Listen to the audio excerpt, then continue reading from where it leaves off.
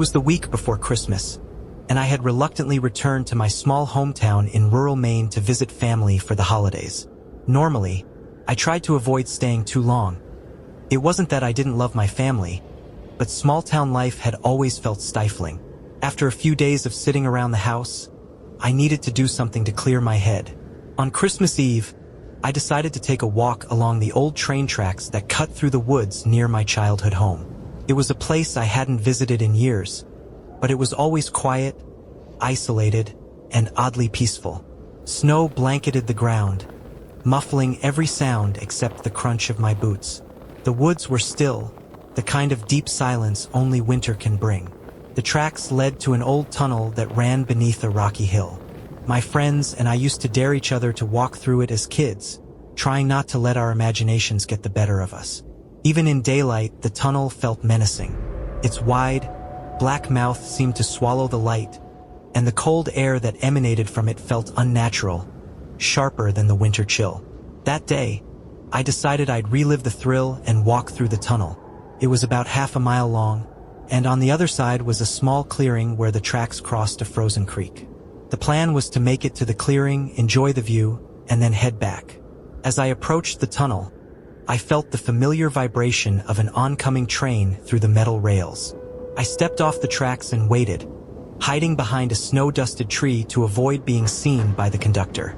The freight train thundered past, its cars rumbling in a steady rhythm. I waited for the train to enter the tunnel before jogging alongside the last few cars and grabbing hold of a ladder. It was exhilarating, just like I remembered from years ago. I climbed onto the small ledge at the back of the car and held tight as the train carried me into the tunnel. Darkness enveloped me almost immediately, the only light coming from the faint glow of the train's rear lamp. As the train moved deeper into the tunnel, I noticed a strange flash of light up ahead. It was quick, almost like a spark, but it illuminated the tunnel walls just long enough to make me uneasy.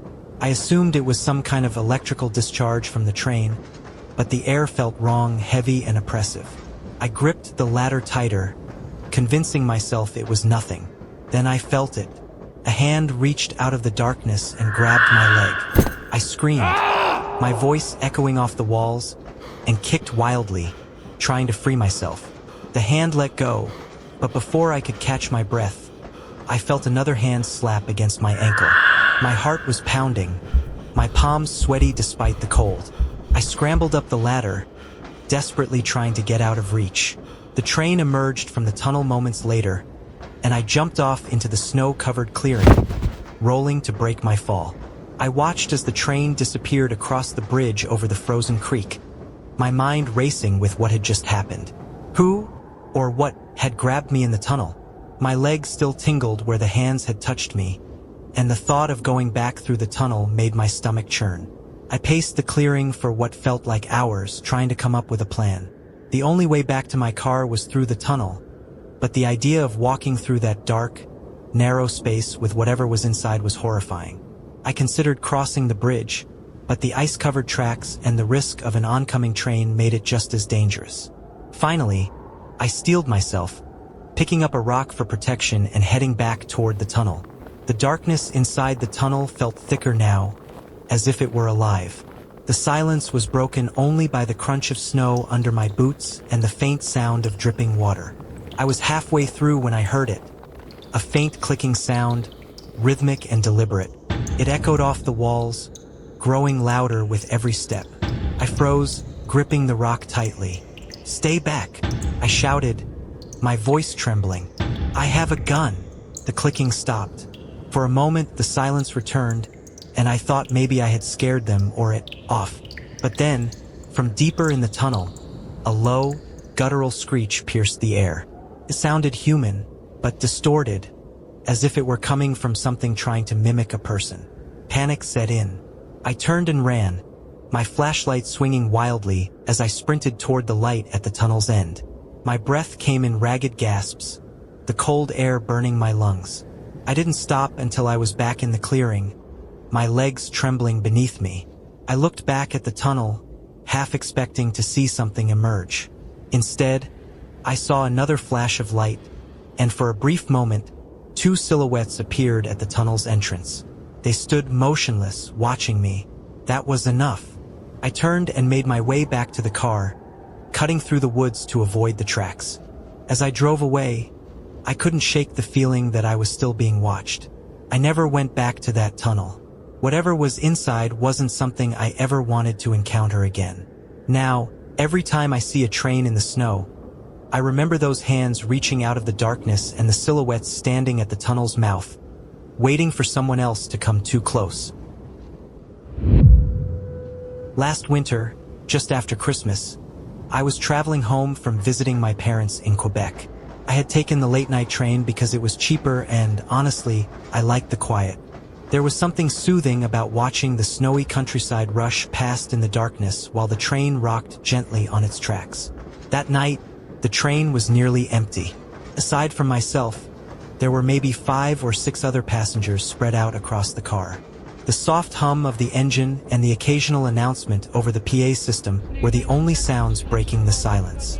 I had a book with me, but I found myself staring out the window instead, watching the snow whip past under the faint glow of the train's lights. About an hour into the trip, the train made an unscheduled stop. We were in the middle of nowhere, surrounded by snow-covered trees. The lights flickered briefly, and the PA crackled to life. "We apologize for the delay," the conductor said. "We'll be moving again shortly." The delay didn't bother me at first. I pulled out my phone, only to realize I had no service. Sighing, I settled back into my seat and returned to staring out the window. That's when I noticed him. A man was standing on the platform outside, despite the freezing cold and the heavy snowfall. He wore a thin coat that looked ill-suited for the weather, and his face was pale, almost sickly. At first, I thought he was another passenger who had stepped off for some air, but something about him didn't feel right. He wasn't pacing or looking at his phone like most people would be. He was just standing there, staring at the train.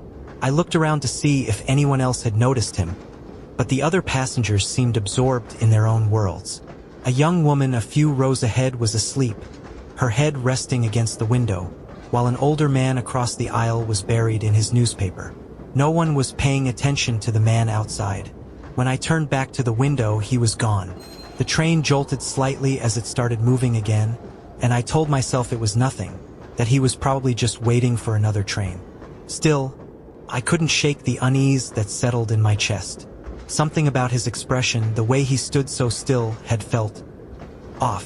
About 15 minutes later, I decided to stretch my legs. The car was quiet as I walked toward the rear, passing rows of empty seats. When I reached the next car, I paused. Sitting in one of the seats near the back was the same man I'd seen on the platform. I stopped in my tracks, my heart pounding. He was sitting perfectly still, his hands resting on his knees, staring straight ahead. His thin coat was damp, as though he'd been standing out in the snow for hours. I considered turning around and heading back to my seat, but curiosity got the better of me. "Excuse me," I said cautiously. "Are you all right?" He didn't respond. He didn't even blink. For a moment, I thought he might not have heard me, but then his head turned slightly, just enough for me to see his face more clearly. His eyes were sunken, and his skin had an unnatural bluish tint. He opened his mouth as if to speak, but no sound came out. I backed away slowly, my hands trembling. The man remained still, his hollow eyes following me as I retreated. When I returned to my seat, I glanced around to see if anyone else had noticed him, but no one seemed concerned. The young woman was still asleep, and the older man had disappeared, likely moving to another car. For the next hour, I couldn't stop glancing at the door to the rear car, half expecting the man to walk through, but he never did. When the train finally pulled into my station, I grabbed my bag and hurried off, eager to put the strange encounter behind me. As I stepped onto the platform, I felt a sudden chill, colder than the winter air around me. Glancing back, I saw the man again. He was standing by one of the train's windows, staring at me through the glass. His expression was blank, but his presence felt overwhelming, almost suffocating. I turned and rushed into the station, my breath visible in the icy air. When I reached the parking lot, I glanced back once more. The train was pulling away, and the man was gone. A few days later, I told a friend about the experience. She listened intently, her face growing more serious as I described the man's appearance. When I finished, she hesitated before speaking. You know there's a story about that train, right? What story? I asked, feeling a chill creep up my spine. Years ago, a man froze to death after getting locked out during a stop in the middle of nowhere. They say his ghost haunts the train, always looking for a way back home. I laughed nervously, trying to brush it off as a coincidence. But deep down, I knew the man I saw wasn't just a figment of my imagination. Every time I hear the sound of a train whistle now, I can't help but think of him and wonder if he's still out there, riding through the snow. Last Christmas, I was visiting my childhood friend Natalie in Anchorage, Alaska. The two of us had grown up together, sharing countless adventures. But over the years, life had pulled us in different directions. When she invited me to spend the holidays with her, I couldn't resist the chance to reconnect. Natalie had recently gotten into photography, and she'd become obsessed with capturing urban decay, abandoned buildings, rusted-out cars, and forgotten places. On Christmas Eve, she suggested we check out an old freight yard she'd found on the outskirts of the city. The trains look amazing with the snow, she said, her eyes lighting up. You'll love it. The yard was desolate, surrounded by dense pine trees coated in snow. Rows of rusted train cars sat idle on the tracks, their hulking shapes barely visible under the moonlit sky. The air was bitterly cold, and our breath hung in the air as we trudged through the snow, bundled in layers of scarves and coats. We started exploring, Natalie snapping pictures while I marveled at the eerie stillness of the place. Despite the cold, there was something calming about the setting, the faint crunch of snow beneath our boots the only sound breaking the silence. Natalie moved ahead, focusing on a particularly weathered train car, while I wandered down the tracks, admiring the graffiti covering the sides of the cars. That's when I noticed something strange. One of the train cars was completely clean. No graffiti, no rust, no sign that it had been abandoned like the others. Curious, I approached the car. Its metal door was slightly ajar, and as I got closer, I noticed a faint, sweet smell, almost like bleach. I hesitated, glancing back at Natalie, but she was too absorbed in her photography to notice. Taking a deep breath, I pushed the door open and stepped inside. The interior was empty except for a single chair placed directly in the center of the car. Ropes dangled from its arms and legs, frayed as if they'd been cut. The floor was spotless, unnaturally clean compared to the grime and rust outside. That sweet smell was overpowering now, and it made my stomach churn. I pulled out my phone to take a picture, but before I could, a loud clang echoed through the car. I whipped around, heart racing, but saw nothing. The sound had come from somewhere further down the train. Natalie, I called out, my voice shaky. No answer. Stepping out of the car, I scanned the yard, my breath fogging in the freezing air. That's when I noticed the footprints. Fresh tracks in the snow circled the car I just exited and led toward Natalie's last known location. Panic set in as I followed the tracks, my boots crunching loudly against the snow. Natalie, I shouted again. This time, I heard a faint reply, a muffled voice calling my name. Michael. The tracks led to another car, its door slightly open. Taking a deep breath, I approached cautiously, gripping my flashlight tightly. Inside, Natalie was sitting on the floor, her camera discarded beside her. Her face was pale, her eyes wide with fear. "We have to go," she whispered. "Now." "What happened?" I asked, helping her to her feet. She shook her head, her hands trembling. "I don't know. I heard someone behind me, but when I turned around, no one was there." Then the door slammed shut, and I felt like I wasn't alone. Without another word, we bolted back to the car, the eerie silence of the yard now replaced by the sound of our frantic footsteps.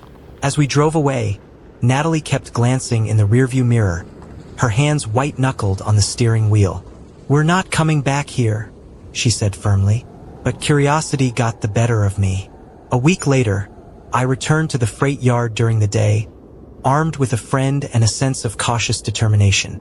The train car with the chair was still there, but the ropes were gone, and the smell of bleach had faded. Graffiti now covered the previously clean surface, almost as if someone was trying to erase its unsettling past. We explored cautiously, but the unease lingered. That night, as I lay in bed, I couldn't shake the image of that chair and the footprints leading into the snow. Who or what had been in that yard with us? And why did the place feel like it was hiding something far darker than rusted metal?